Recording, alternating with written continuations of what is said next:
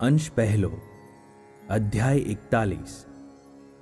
હે અચિંત્ય પ્રભાવવાળા શ્રીહરિ, આપની માયાથી અસંખ્ય બ્રહ્માંડો ઉત્પન્ન થાય છે અને તે માયાથી જ બ્રહ્મા, વિષ્ણુ અને મહેશ પણ આ બ્રહ્માંડના અધિપતિઓ અમે જ છીએ એમ અભિમાન કરે છે। એવા આપ ભગવાનને હું નમસ્કાર કરું છું। હે ભગવાન, કાળે કરીને નાશ પામેલો ધર્મ જે ઈશ્વરની ઈચ્છાથી હવે સંપૂર્ણ પ્રવર્તે છે અને તે ધર્મનું દુષ્ટ અસુરોથી પોતાના જીવની જેમ જે ઈશ્વર રક્ષણ કરે છે તે ઈશ્વર તમે જ છો। માટે તમારે વિશે મારે પુત્રપણું ઘટતું નથી, પરંતુ પુત્ર રૂપે જણાતા તમે સાક્ષાત ઈશ્વર જ છો। હે પ્રભુ, જે ધામમાં સત્વ, રજ અને તમોગુણ પ્રવર્તતા નથી, જ્યાં કાળ પણ કંઈ કરવા શક્તિમાન નથી, જ્યાં માયા પણ કંઈ કરી શકતી નથી, તો પછી અહંકાર, કામ, ક્રોધાદિક તો શું કરી શકે? આવા ધામમાં આપ બિરાજો છો। વળી ચંદ્રની કાંતિ, સૂર્યની પ્રભા અને અગ્નિનું તેજ પણ તમે જ છો। વીજળી અને નક્ષત્રોની સત્તા, પર્વતોના સમૂહની સ્થિરતા અને પૃથ્વીની ગંધ જે સદા વર્તે છે તે બધું તમારી જ શક્તિ છે। હે ઈશ્વર, જળનો તૃપ્તિ ગુણ, રસગુણ અને જીવન ગુણ પણ તમે જ છો। વાયુની સ્પર્શરૂપ સામર્થ્ય, દેહની મનના બળરૂપ શક્તિ અને ચેષ્ટા શક્તિ તથા દિશાઓનો દિક્રૂપ જે અવકાશ, તે પણ તમે જ છો। હે ઈશ્વર, આકાશ તથા તેને આશ્રિત જે શબ્દની તન્માત્રા, પરાવાણીનો નાદ, શ્રુતિનું મૂળ પ્રણવ જે પશ્યંતી વાણી અને વિવિધ પ્રકારના પદાર્થોનું પૃથક્કરણ કરનારી મધ્યમા અને વૈખરિકા, એ પણ તમે જ છો। અને સર્વે ઇન્દ્રિયોના વિષયને પ્રકાશનારા પણ તમે જ છો। સર્વે ઇન્દ્રિયોના દેવતા પણ તમે જ છો। તેની અનુષ્ઠાન શક્તિ પણ તમે જ છો। જીવ પ્રાણી માત્રની બુદ્ધિની નિશ્ચય શક્તિ પણ તમે જ છો। અનુસંધાન રાખવાની શક્તિ પણ તમે જ છો। અને પ્રકૃતિ ભૂતોનું આદ્ય કારણ અહંકાર અને કાળ પણ તમે જ છો। હે ઈશ્વર, આ લોકમાં નાશવંત પદાર્થોમાં જે અવશેષ રૂપ તત્વ છે તે તમે છો, અને વિવિધ પ્રકારના કાર્યોમાં કારણનું ઉલ્લંઘન કર્યા વગર નિરૂપણ કરેલું જે અનશ્વર મહત્તત્વ તે પણ તમે જ છો।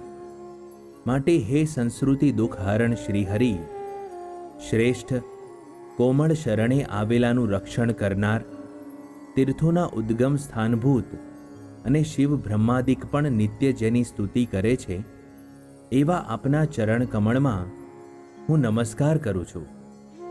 હે મનોહર મૂર્તિ શ્રીહરિ, પૂર્વે આપે અમો દંપતીને જે વચન આપ્યું હતું તે તમે પાળેલું છે, અને તેથી હું પણ મારા ઘેર જીવોના કલ્યાણ અર્થે પ્રગટ થયેલા આપને સાક્ષાત કૃષ્ણ જ જાણું છું।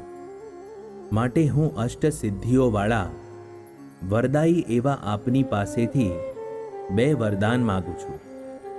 હે પ્રભુ, મને આ દેહ અને દેહના સંબંધીઓમાં અહમ મમત્વપણું કદાપી ન થાવ, અને સાક્ષાત ઈશ્વર એવા આપનામાં મને પ્રેમ ભક્તિ થાવ। વ્યાપકેશ મુનિ કહે છે, હે રાજન, આ પ્રમાણે પોતાના પિતાની સ્તુતિ સાંભળીને વિનયથી નમ્ર બની હરિકૃષ્ણ ભગવાન હસીને મનોહર વાણીથી બોલ્યા। શ્રી હરિકૃષ્ણ ભગવાન બોલ્યા, હે પિતા, રહસ્યવાળું અને ઉત્તમ એવું મારા સંબંધી જ્ઞાન જે તમે મેળવ્યું છે તે બહુ જ સારું થયું છે, કેમ કે આ લોકમાં તેના સિવાય બીજું કંઈ જાણવાનું કે પ્રાપ્ત કરવાનું રહેતું નથી। હે પિતા, વર પ્રદાતા એવા બ્રહ્માદિકનો પણ ઈશ્વર એવો જે હું, તે મારા થકી તમે જે વર માગ્યો છે તે પવિત્ર કીર્તિવાળા અને સન્માર્ગે ચાલનારા એવા તમને તમારી ઈચ્છા મુજબ જ પ્રાપ્ત થશે.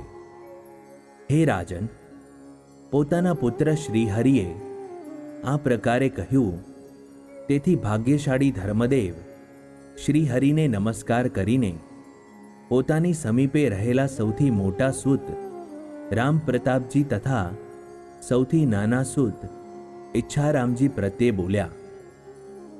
ધર્મદેવ કહે છે, હે પુત્રો, આ લોક અને પરલોકમાં તમારું હિતકારી અને રહસ્યમય એવું જે જ્ઞાન તે હું તમને કહું છું, તેને સાંભળીને તે જ્ઞાનને કદાપી વિસારી દેશો નહીં, પરંતુ સદા હૃદયમાં ધારણ કરજો. હે પુત્રો, લક્ષ્મીજી, રાધાજી, શેષ, બ્રહ્મા, વિષ્ણુ અને નારદાદિક મુનિઓ પણ જેના ચરણ કમળની નિત્ય ઉપાસના કરે છે, અને આ લોકમાં અમે પણ જે પરમાત્માની ઉપાસના કરીએ છીએ તે જ પરમાત્મા તમારા સગા ભાઈ એવા આ નીલકંઠ નામે છે, તેમાં બિલકુલ સંશય નથી. માટે હે પુત્રો, આજથી તમારે સ્વધર્મે સહિત આ તમારા ભાઈ નીલકંઠ નામે શ્રીહરિની જ ભક્તિ કરવી અને તેમની આજ્ઞામાં જ સદા વર્તવું. હે પુત્રો, મેં કરેલી આ આજ્ઞામાં જ વર્તવાથી અને તમારા સહોદર કૃષ્ણનું આદરપૂર્વક ભજન કરવાથી આલોક અને પરલોકમાં તમારું પરમ કલ્યાણ નિશ્ચય થશે જ.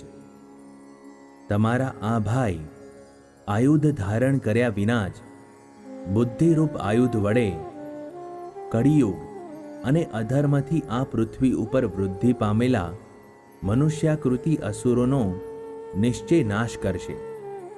વળી તે શ્રીહરિ આ પૃથ્વી ઉપર દુષ્ટ અસુરોએ ગ્લાનિ પમાડેલા સદ્ધર્મનું સુપેરે પોષણ કરીને સદ્ધર્મે સહિત પોતાની ભક્તિને ઘેર ઘેર પ્રવર્તાવશે, અને ઉદાર મનવાળા તે શ્રીહરિ ધર્મકુળમાં પોતાનું આચાર્યપદ સ્થાપીને પછી સર્વોત્તમ અને માયાતીત એવા પોતાના બ્રહ્મપુર ધામ પ્રત્યે જશે. પછીથી તમારા ભાઈ હરિકૃષ્ણનો જ આશ્રય કરી રહેલા ભક્તો શ્રીહરિની પ્રતિમાની પ્રતિદિન પૂજા કરીને સર્વોત્તમ એવી અલૌકિક ગતિ પામશે, અર્થાત અક્ષરધામને પામશે. વળી તમારા ભાઈ ભગવાન કૃષ્ણે બાંધેલી મર્યાદામાં રહેલા શ્રીહરિના ભક્તો ઈચ્છિત એવી ચતુર્વર્ગ સિદ્ધિને પણ નિશ્ચય પામશે જ.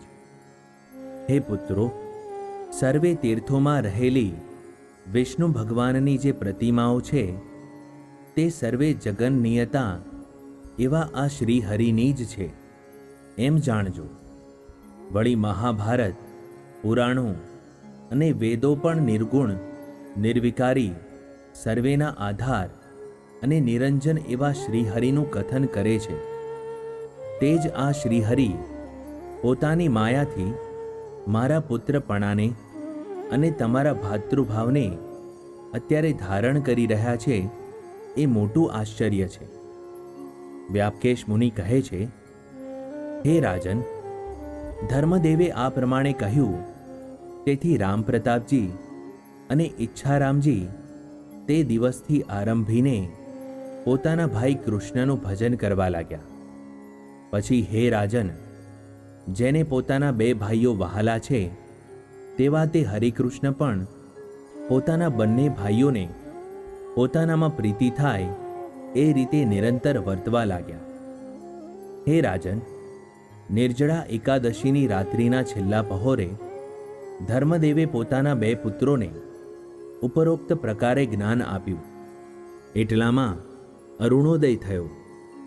બીજે દિવસે એટલે કે બારસના દિવસે શ્રીહરિની ઈચ્છાથી રામ પ્રતાપજી ભગવદ્ કથા વાંચવા માટે એક વૈષ્ણવ બ્રાહ્મણને બોલાવી લાવ્યા. સપ્તાહ વિધિથી બારસ પછી તેરસથી આરંભીને તે બ્રાહ્મણના મુખ થકી ભાગવતની કથા સાંભળતા 6 દિવસ વીત્યા. ત્યારબાદ જેઠવદી ચોથને દિવસે શુક્રવારે સવારે ધર્મદેવે તે કથાની સમાપ્તિ વખતે તે બ્રાહ્મણને આદરપૂર્વક ખૂબ દક્ષિણાઓ આપી. હે નિષ્પાપ રાજન, ખૂબ દક્ષિણા મળવાથી બ્રાહ્મણ રાજી થઈને પોતાને ઘેર ગયો. પછીથી રામ પ્રતાપાદી સંબંધીજનો જમ્યા. ત્યારબાદ ગોમયથી સારી રીતે લીંપેલા અને તે ઉપર દર્ભ પાથરેલી પૃથ્વી ઉપર ધર્મદેવ સ્વસ્તિકાસને બેઠા. ત્યારબાદ સ્વતંત્ર અને પૂર્ણકામ એવા ધર્મદેવે સર્વે વિષયો અને સગા સંબંધીઓમાંથી પોતાની વૃત્તિ ખેંચી લઈને પોતાના હૃદયમાં રહેલા ઈશ્વર સ્વરૂપ પોતાના પુત્ર કૃષ્ણમાં મનને જોડી દીધું.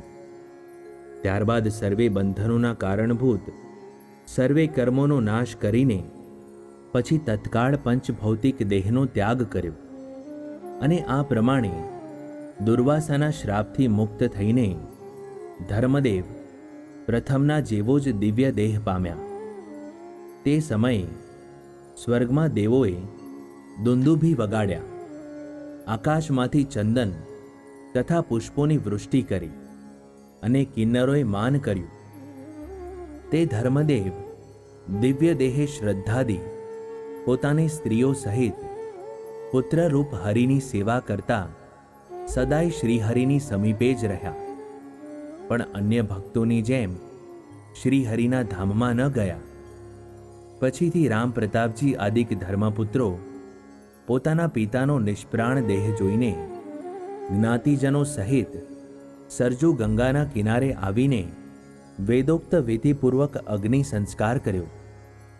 ધર્મદેવનું પાર્થિવ શરીર ભસ્મીભૂત થયા પછી શોકમગ્ન રુદન કરતા અને વારંવાર ધર્મદેવના ગુણોનું સ્મરણ કરતા સર્વે સંબંધીજનો સરજુ નદીમાં સ્નાનાર્થે ગયા.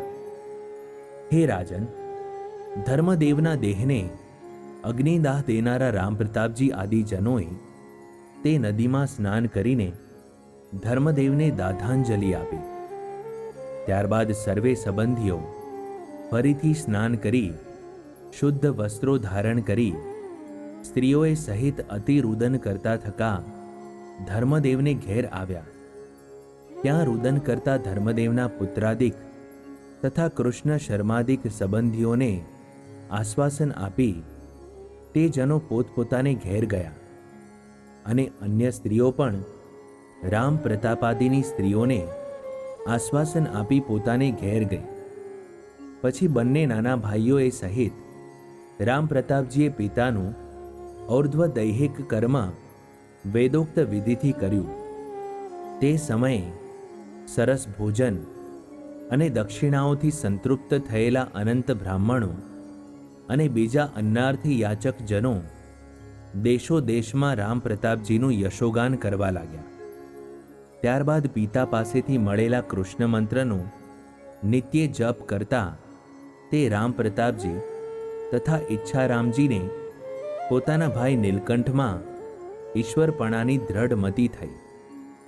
ઇતિ શ્રી સત્સંગી ભૂષણમાં નારાયણ ચરિત્રમાં વાસુદેવીય ભક્તિશાસ્ત્રમાં પ્રથમ અંશમાં ધર્મદેવ દિવ્ય ગતિ પામ્યા એ નામે 41મો અધ્યાય સંપૂર્ણ.